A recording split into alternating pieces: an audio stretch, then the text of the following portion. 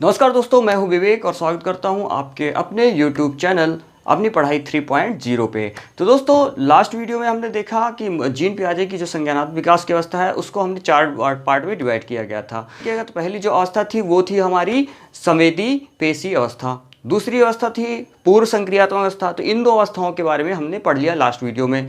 संवेदी पेशी अवस्था में हमने पढ़ा कि बच्चा जो है अपनी संवेदनाओं और शारीरिक क्रियाओं के माध्यम से जो है ज्ञान अर्जित करता है।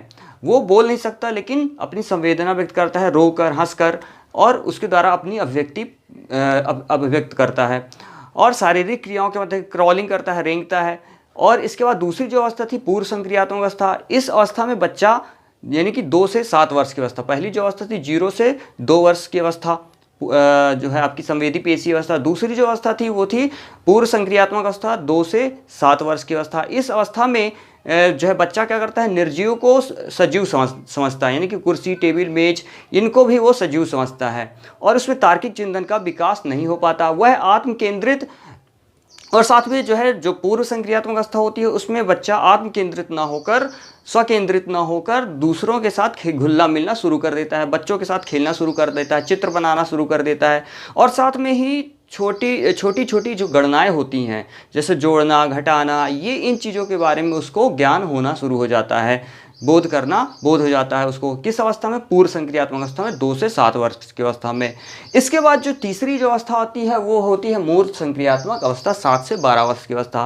तो दोस्तों ये चारों ही अवस्थाओं में जो कॉन्सेप्ट होता है, कॉन्सेप्चुअल बेस्ड क्वेश्चन आपके आते हैं, तो कॉन्सेप्ट समझना बहुत ही जरूरी है। तो दोस्तों इस अवस्था में जो है मूर्त संक्रियात्मक अवस्था जो कि 7 से 12 वर्ष की अवस्था है, इस अवस्था में बालक विद्यालय जाना प्रारंभ कर देता है। वस्तुओं और घटनाओं के बीच जो डिफरेंस है उसको जो है, क्या डिफरेंस है वस्तुओं के बीच जो है और घटनाओं के बीच क्या डिफरेंस है, ये जो है उसमें इसका बोध हो जाता है। साथ में इस अवस्था में बालकों में संख्या बोध भी होना शुरू हो जाता है, संख्या बोध होना शुरू हो जाता है कि कौन सा नंबर कैसा है। ठीक है, वो जो है अगर पेरेंट्स जो है उसको पैसा देते हैं कि 10 रुपीज़ का ये सामान लाओ, या 20 रुपीज़ दिया तो उसने 10 रुपीज़ का सामान लिया और 10 रुपीज़ वापस ला के अपने पेरेंट्स को देता है। तो वहाँ पे संख्या बोध जो है उसको शुरू हो जाता है।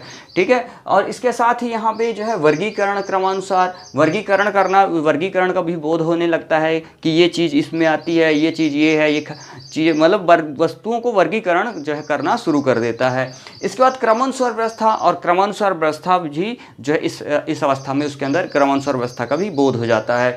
और किसी भी वस्तु और व्यक्ति के मध्य पारस्परिक संबंध का ज्ञान हो जाता है। किसी भी व्यक्ति या वस्तु के बीच जो पारस्परिक संबंध होते हैं उसका भी ज्ञान जो है मूर्त संक्रियात्मक अवस्था में हो जाता है, यानी कि 7 से 12 वर्ष की अवस्था में। और साथ में सबसे इंपॉर्टेंट यह है कि वह तर्क कर सकता है, मतलब कि तार्किक चिंतन का विकास हो जाता है। तो दोस्तों ये कई बार क्वेश्चन आता है कि तार्किक चिंतन का विकास किस अवस्था में होता है या किस आयु में होता है। तो 2 से 7 वर्ष की अवस्था में होता है, माफ करिएगा 7 से 12 वर्ष की अवस्था में होता है। और किस अवस्था में होता है? मूर्त संक्रियात्मक अवस्था में। तो दोस्तों ये थी हमारी मूर्त संक्रियात्मक अवस्था, तीसरी और चौथी अवस्था नेक्स्ट वीडियो में अपन देखेंगे।